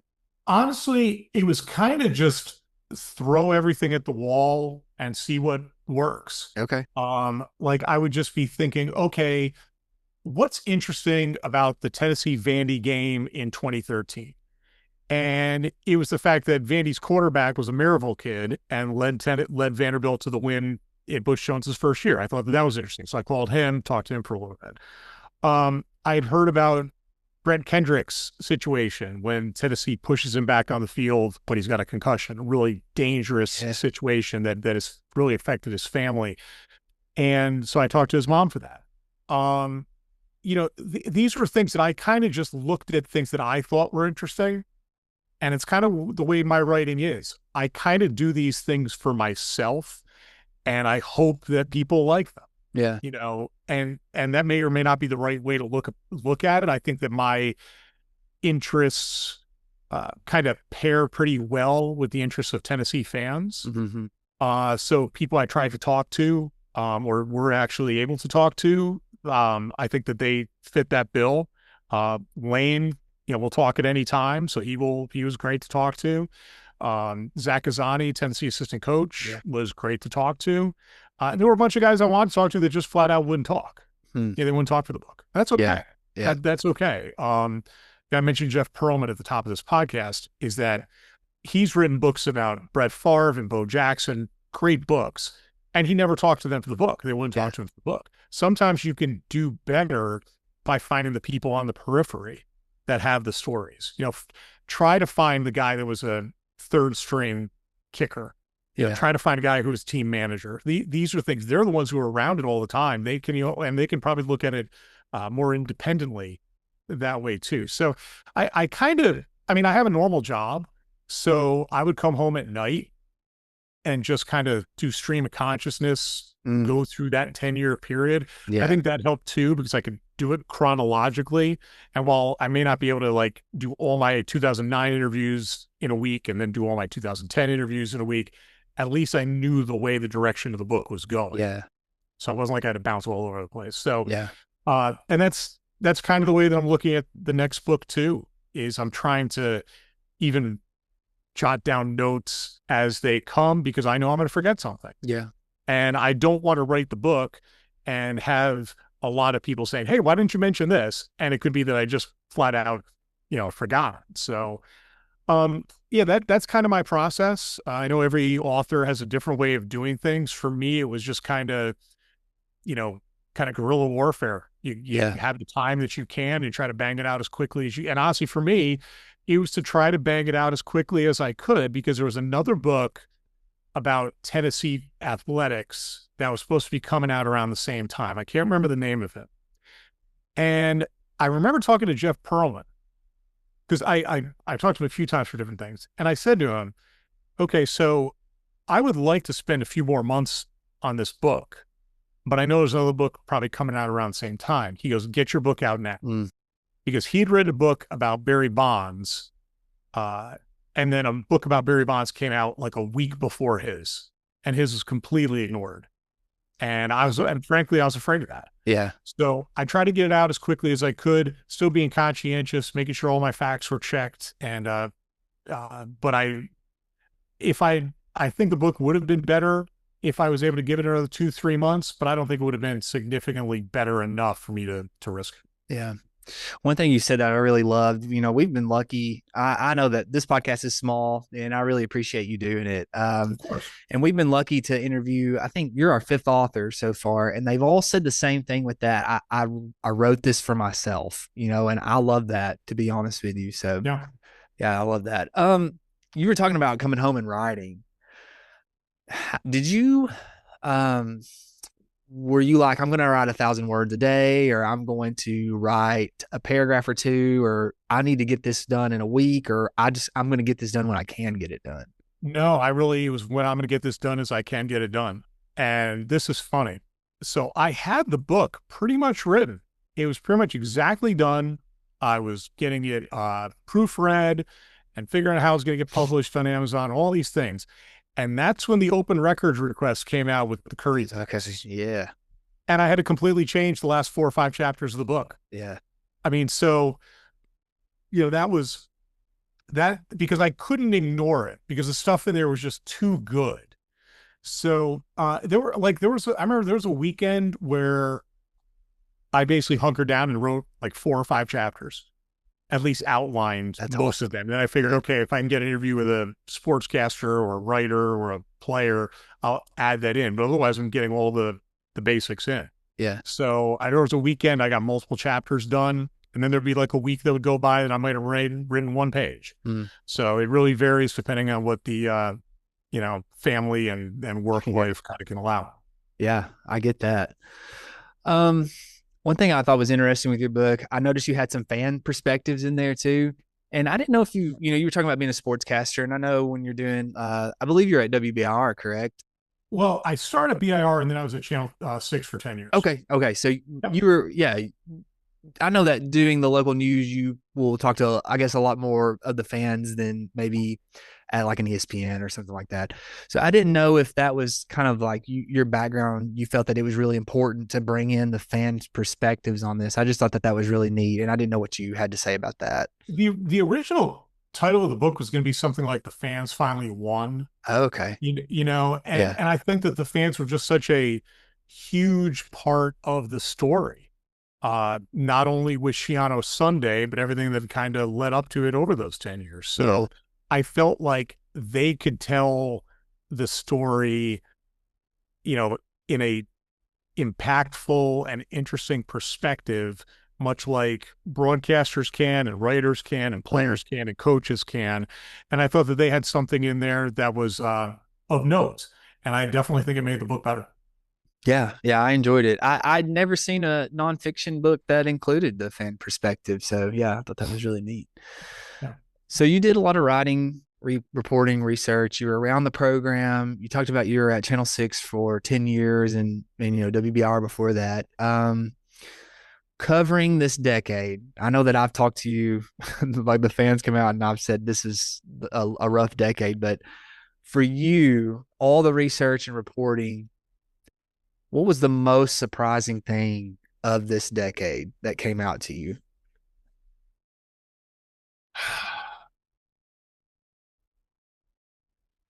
I was surprised that Tennessee just kept swinging and missing with coaches. Yeah. They just couldn't figure it out. I eventually you figure somewhere along the line, and they finally did with Danny White and with Josh Heupel. But I figured at some point during that span that they would have figured it out, and they just never did. Yeah. That was surprising to me. The the amount of people that I just learned that didn't care what the fans thought, Mhm.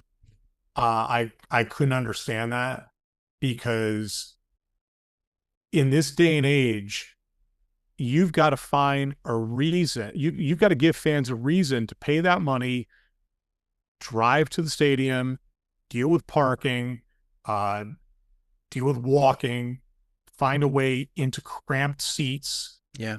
You've got to give them a reason to do that. Mm-hmm. And they took them for granted. So many people in positions of power kind of forgot about how Tennessee fans had been there for 120 years. Yeah. That there's a reason why that stadium went from 4,000 or 5,000 people to 100 plus. Yeah. It's because of the fans. And if you forget about them, then you're in serious trouble, because there are more reasons than ever for fans to stay at home and not go to the games. Yeah. Every game is on television. I can go to my fridge and get a beer that's going to cost me $1. I'm supposed to go in there and pay $14 for it. Yeah. I don't have to deal with the traffic. I don't have to, deal with drunks next to me, fights in the stands. Yeah. There are more excuses than ever to just not go to the games. Mm-hmm. And I couldn't believe for all those years that they kind of took the fans for granted. I fear that the fans that built Tennessee athletics are more and more getting priced out. Yeah. And I think that's a serious concern. Yeah. And I don't know how much Tennessee is giving that, how much they're centering on that, because everything they're talking about, tearing down, G10 mm-hmm. and trying to get that pedestrian bridge built across the Tennessee River, and all the, bars and restaurants they want to build over there. It all sounds great, but, you've got to give these people a reason to go there and spend that kind of money. I have a friend of mine who's up in Buffalo with the Bills, and they're building a new stadium. Yeah. And they are kind of like, I can't believe this. They're making them spend, season ticket holders have to spend like a one-time $2,000 on each ticket they have, like a PSL deal. And I tell them, I said, okay, well, at Tennessee, they want fans to do that every year. And some of these fans have to do it tenfold or 20-fold. Right. Yeah. That's a lot of money. Mm-hmm. That is a lot of money. And you're trying to find a way to get 100,000 people into that place 7 times a year. Yeah. I think that's a very fine line that Tennessee's got to be careful about. I'm glad that you said that, because that's something that I have been dealing with personally, because I don't know if you've read Stuart Stevens' book, The Last Season. Mm-hmm. And he talks about, taking his dad to the Ole Miss games and how he grew up an Ole Miss fan and going to games with his dad. And I grew up going to games with my dad. I can remember Leonard Little, Peyton Manning. Sure. I've got the 96 team autographs. Everybody signed it but Peyton. And that my brother claims that that's why he's a Vanderbilt fan, because they took Peyton out the back exit. And so he was okay, whatever. Right. But, we watched Casey Clausen and Eric Ainge and all these guys. I grew up going to the games, and my daughter is 7 and my son is 5, and I have a younger daughter who's 3, but my 2 oldest are getting about to the age where it's time to indoctrinate them, and I told my wife, it's gotten so expensive. I just don't know if we'll have the opportunity to do that. I've got a friend here in town they've had season tickets forever. He was Peyton Manning's trainer during that time period. And, I asked him, I said, hey, if anyone around you, they're going to sell you their seats, let me know. And last season he texted me and he said, hey, we got 2 seats for Chattanooga for $150 a piece. And I was like, I'm not going to go. I'm not going to pay $300 to go watch us play Chattanooga, No. So, no. And, you were talking about the bars and stuff. And I don't know if you have anything to say about this, but I mean, I'm a Tennessee Tech alumni and I'm proud of that. But obviously, if you have the chance to go to Neyland over Tucker Stadium, you're going to go to Neyland.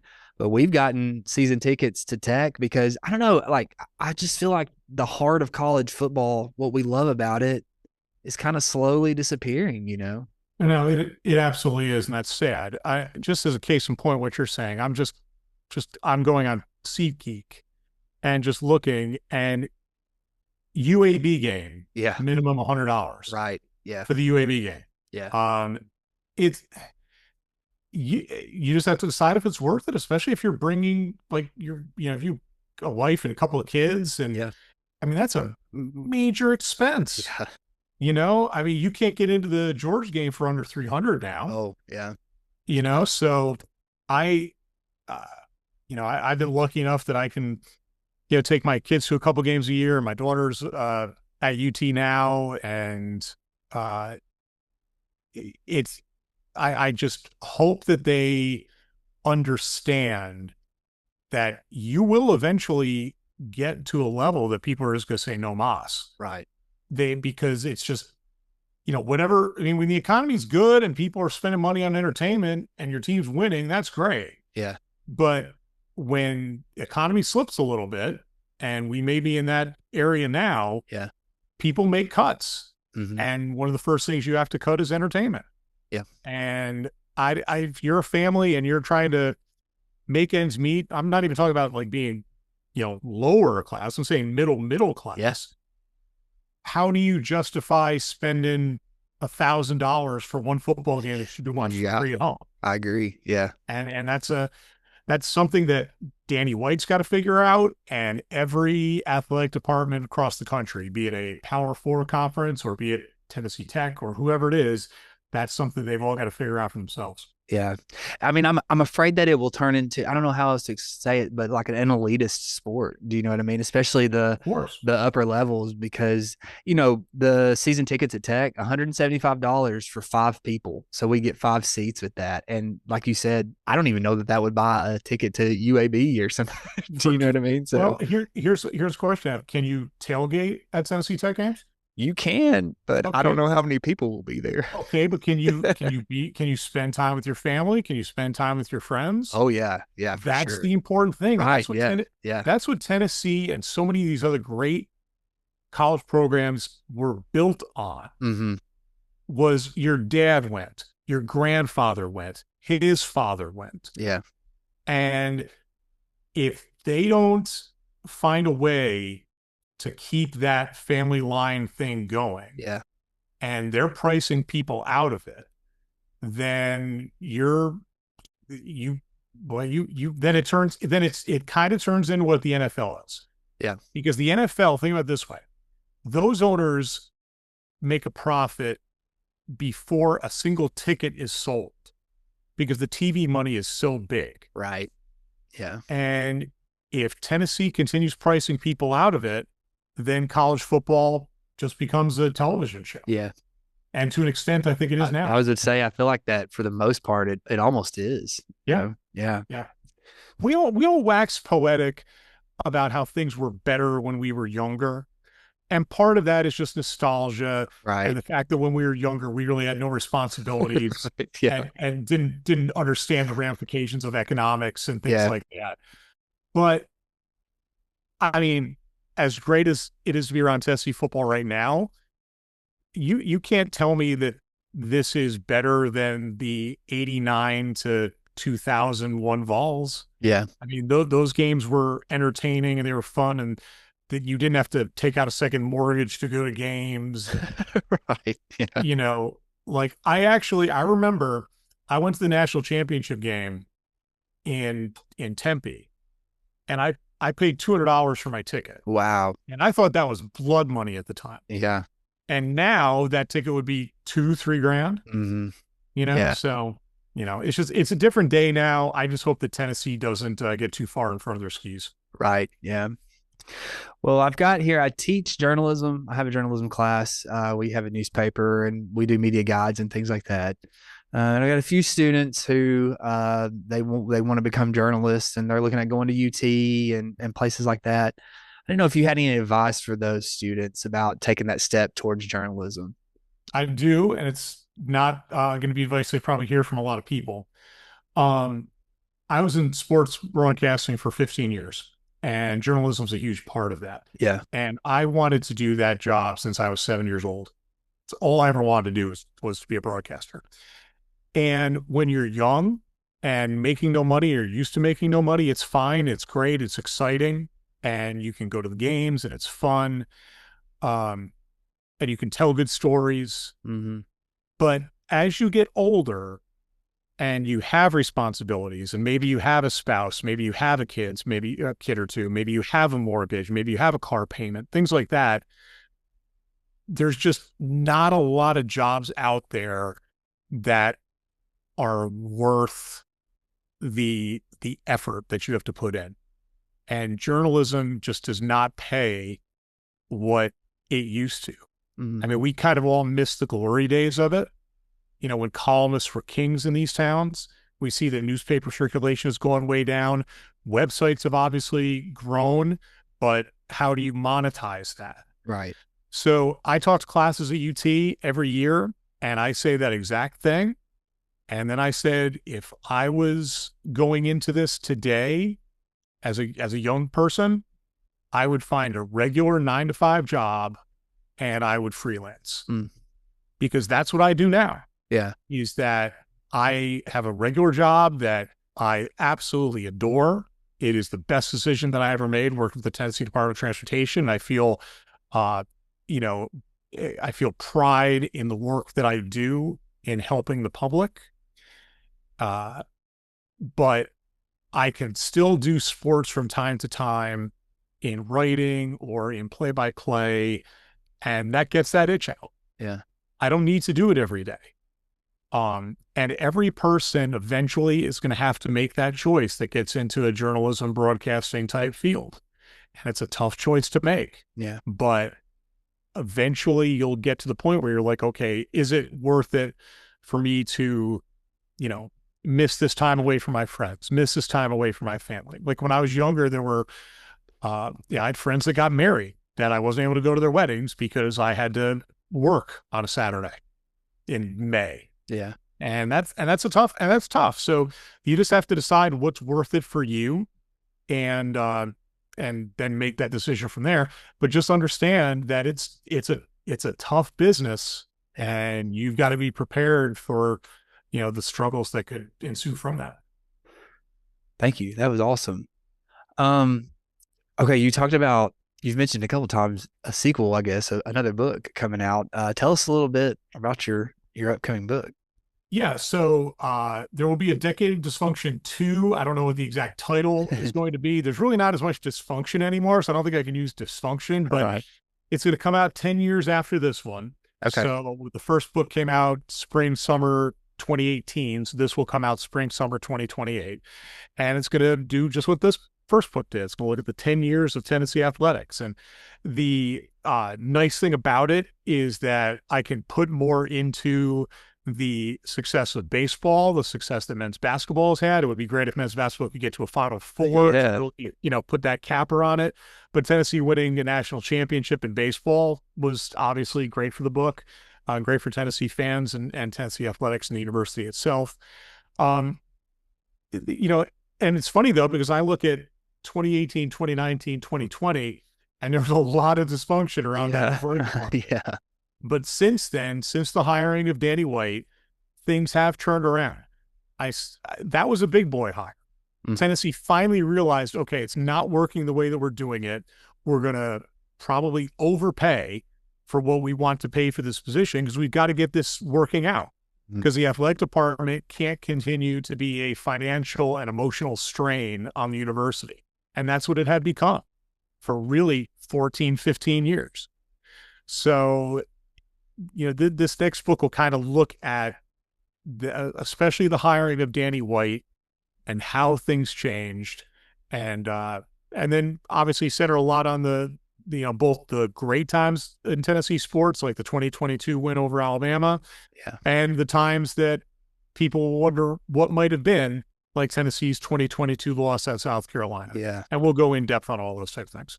Cool. Well, I really appreciate it. I've kept you way too long. It's okay. I love talking about this. I could talk about Tennessee football probably all night. So, but I really do appreciate it. I'm looking forward to the next book. And again, I can't tell you enough. Thank you for taking the time. When I read the book and we started this podcast, I thought I've got to get a hold of Mark Nagi and see if he will do this. So I really do appreciate it. Well, I had a pleasure. Thanks for reading the book. And if you guys ever need anything else, just let me know. Cool. Thank you, Mark. I really appreciate it.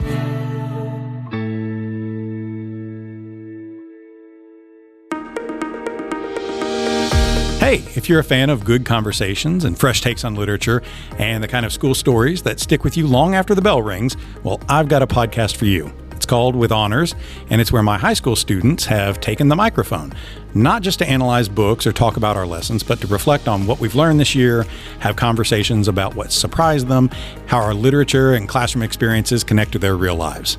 And we talk about everything from symbolism and Poe to the pros and cons of class pets, and all through the voices of smart, curious students who have learned to speak their minds. New episodes drop regularly every week, and everyone is a snapshot of what it looks like when students take ownership of their own learning and have a little fun while they're at it.